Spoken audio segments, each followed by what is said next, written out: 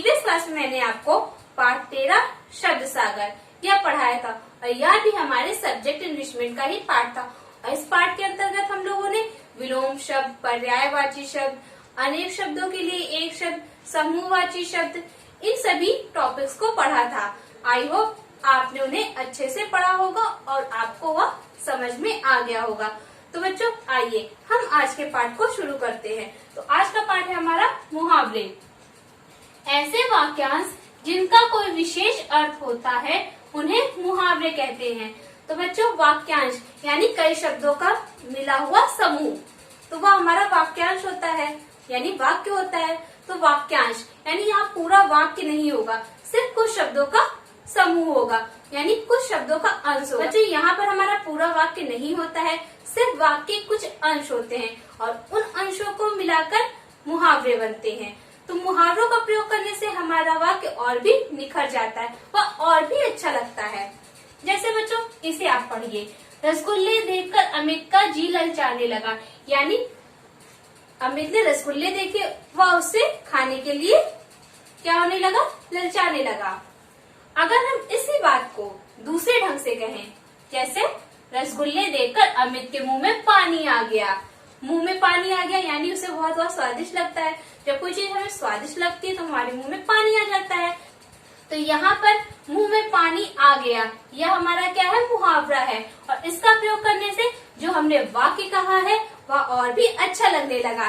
Next आप पढ़िए, अच्छे अंक लाने पर अध्यापक ने मुझे शाबाशी दी। यह हमने सरल तरीके से कह दिया, यह उतना अच्छा नहीं लग रहा है। अगर इसमें हम मुहावरे का प्रयोग करके कहेंगे तब यह हमारा ज्यादा अच्छा लगेगा। जैसे अच्छे अंक लाने पर अध्यापक ने मेरी पीठ थपथपाई। मेरी पीठ थपथपाई, इसका अर्थ क्या होता है, मुझे शाबाशी दी। मुझे यह वाक्य हमने साधारण न कहकर कैसे कहा, मुहावरे के जरिए कहा। तो मुहावरे का प्रयोग करने से हमारा वाक्य और भी अच्छा लगने लगा। तो बच्चों हम अपनी भाषा में मुहावरों का प्रयोग इसीलिए करते हैं जिससे हमारी भाषा और भी अच्छी लगने लगे, वह और भी निखर जाए। तो बच्चों आइए अब हम किताब में दिए हुए कुछ मुहावरों को पढ़ते हैं, उनके अर्थ को समझते हैं और उनका वाक्य प्रयोग जानते हैं। तो बच्चों ओपन द पेज नंबर 64। यहाँ पर आपका पहला मुहावरा है 9 2 11 होना। इसका अर्थ होता है बच्चों भाग जाना। और इसका वाक्य प्रयोग हमारा क्या बन सकता है, इसका वाक्य प्रयोग है हमारा पुलिस को देखकर चोर 9 2 11 हो गए। नेक्स्ट है हमारा दूसरा घी के दिए जलाना। इसका अर्थ होता है हमारा बच्चों खुशियां मनाना। तो इसका हम क्या वाक्य प्रयोग कर सकते हैं, अपने एकमात्र पुत्र के विजय होने पर माता पिता ने घी के दिए जलाए। आपने कहानियों में भी पढ़ा होगा कि जब राजा दशरथ के पुत्र राम अयोध्या वापस आए थे तो अयोध्या वासियों ने घी के दिए जलाए। इसका मतलब क्या था कि राम के आने पर उन्होंने खुशियां मनाई।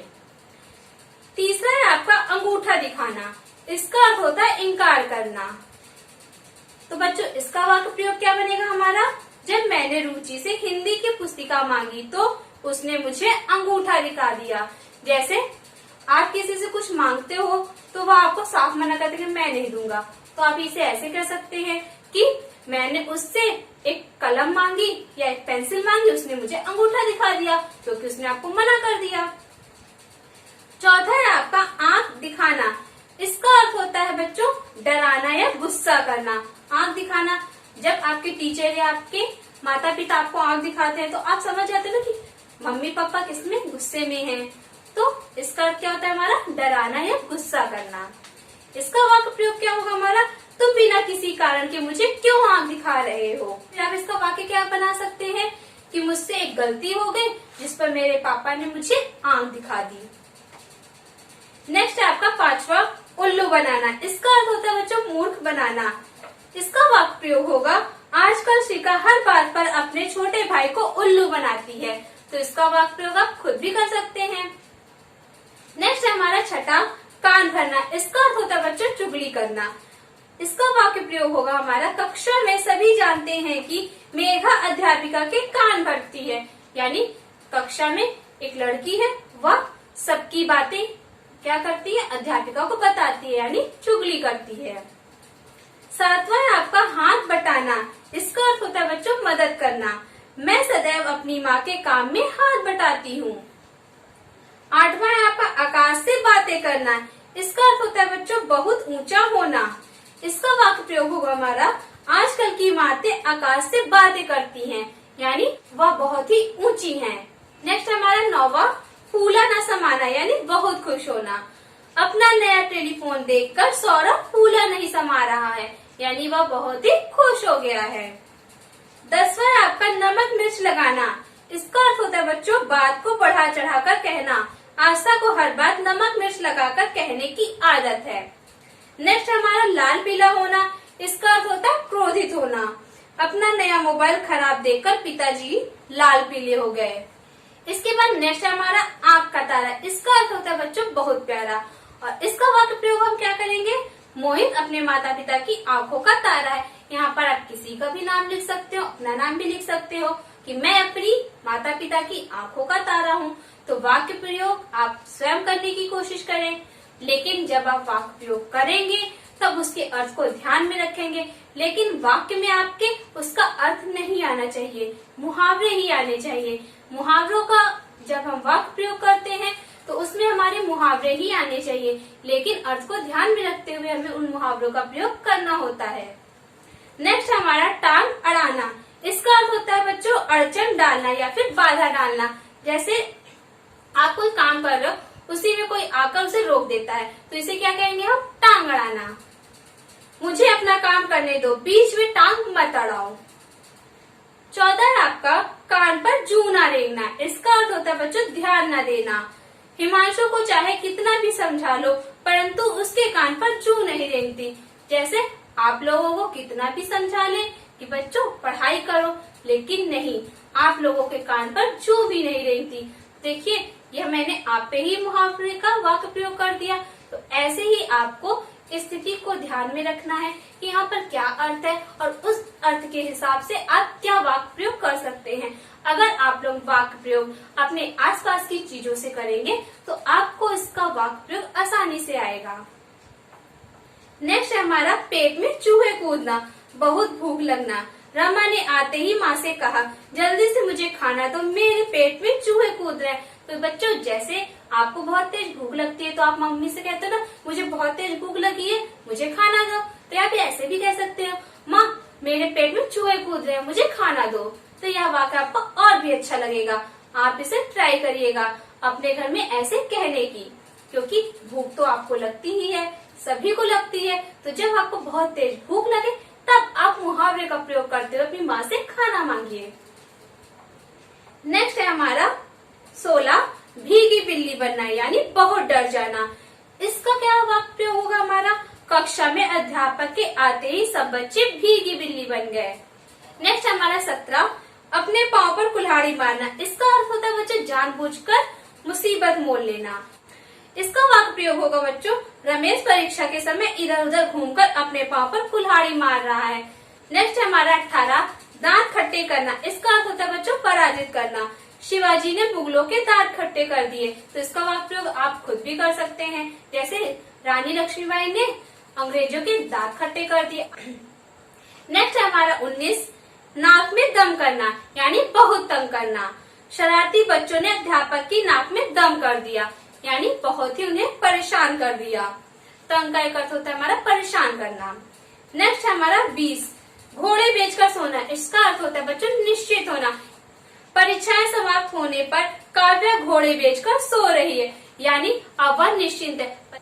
तो बच्चों यह था हमारा पाठ मुहावरे। आई होप आपको मुहावरे समझ में आ गए होंगे और इनका अर्थ भी। तो बच्चों आप कोशिश करिएगा कि इन मुहावरों का प्रयोग आप घर की बोलचाल की भाषा में करें, क्योंकि ऐसा करने से आपको मुहावरे के अर्थ और मुहावरों का वाक्य प्रयोग करना आसानी से। पढ़ने के बाद आइए अब हम इसके अभ्यास प्रश्न करते हैं। तो बच्चों आपका अभ्यास प्रश्न है पेज नंबर 66 पर। यहाँ पर आपका पहला प्रश्न है, मुहावरे को उसके अर्थ से रेखा खींचकर मिलाइए।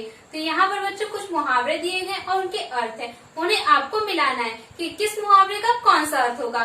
तो इसे आप स्केल से लाइन खींचकर मिलाएंगे। मैंने इसके उत्तर सामने सामने लिखे हैं। हवा से बातें करना, इसका अर्थ होता है बच्चों तेज दौड़ना। टांग अड़ाना, इसका अर्थ होता है बच्चों अड़चन डालना। घी के दिए जलाना, इसका क्या अर्थ होता है खुशियाँ मनाना। मुंह में पानी भर आना, इसका क्या अर्थ होता है? खाने की चीज देखकर ललचाना। तो मैंने इसके सामने आंसर लिखे हैं, आप इसे लाइन से खींचकर मिलाइएगा। इसके बाद बच्चों आपका दूसरा प्रश्न है, चित्रों से संबंधित दो दो मुहावरे लिखिए। तो यहाँ पर जो चित्र दिए गए हैं उनसे संबंधित आपको दो दो मुहावरे लिखने। पहला चित्र है आपका आँख का, तो आँख से रिलेटेड हमारा मुहावरा क्या होगा? आँख दिखाना, आँख का तारा। दूसरा चित्र हमारा कान का, तो इसका मुहावरा क्या होगा हमारा? कान भरना, कान पर जूना रेंगना। इसके बाद तीसरा प्रश्न है आपका बच्चों, चित्रों को देखकर मुहावरा लिखिए। तो यहाँ पर कुछ चित्र बने हुए हैं और आपको चित्र देखकर पहचानना है कि हमें यहाँ पर कौन सा मुहावरा लिखना है। तो पहले चित्र में आपको एक आदमी दिख रहा है और उसके हाथ में क्या है? कुल्हाड़ी, और वह उसे अपने पैर पे मार रहा है। तो इसका हमारा मुहावरा क्या होगा? अपने पाँव पर कुल्हाड़ी मारना। इसके बाद दूसरा चित्र बच्चे एक लड़की का, और एक लड़की क्या दिखा रही है? अंगूठा दिखा रही है। तो यहाँ पर हमारा कौन सा मुहावरा होगा? अंगूठा दिखाना। इसके बाद तीसरा है आपका, यहाँ पर आपको एक बिल्ली दिख रही है और वह क्या है? पानी में भीगी हुई है। तो यहाँ पर हमारा कौन सा मुहावरा होगा? भीगी बिल्ली बनना। इसके बाद चौथा चित्र है हमारा, यहाँ पर क्या है? 9 दिख रहा है आपको, 2 दिख रहा है और 11 दिख रहा है। तो यहाँ हमारा कौन सा मुहावरा होगा? 9 2 11 होना। तो बच्चों आपको सभी अभ्यास प्रश्न अपनी किताब में भरने हैं और यह आपका क्लास वर्क है। तो आपको प्रश्न 1 2 3 यह क्लास वर्क में करना है। क्लास वर्क के बाद बच्चों अब आते हैं हम होमवर्क पर। तो बच्चों आपका होमवर्क है, किन्हीं 5 मुहावरों का अर्थ बताते हुए अपने शब्दों में वाक्य प्रयोग करें। तो यहाँ पर बच्चों आपको किन्हीं 5 यानी कोई भी 5 मुहावरे आपको लिखने हैं, साथ ही साथ आपको उसका अर्थ भी लिखना है और उन्हें अपने शब्दों में वाक्य प्रयोग करना है। तो बच्चों वाक्य प्रयोग आप अपने शब्दों में करिएगा, जो आपकी किताब में लिखे हुए उन्हें मत करिएगा। आप खुद से वाक्य प्रयोग करने की कोशिश करिए और आप कोई भी मुहावरा लिख सकते हैं। जो भी मुहावरा आप लिखेंगे उसका आप वाक्य प्रयोग भी करेंगे, और वाक्य प्रयोग मुहावरे का करना है आपको, अर्थ का नहीं, लेकिन अर्थ को ध्यान में रखते हुए। तो यह है आपका होमवर्क।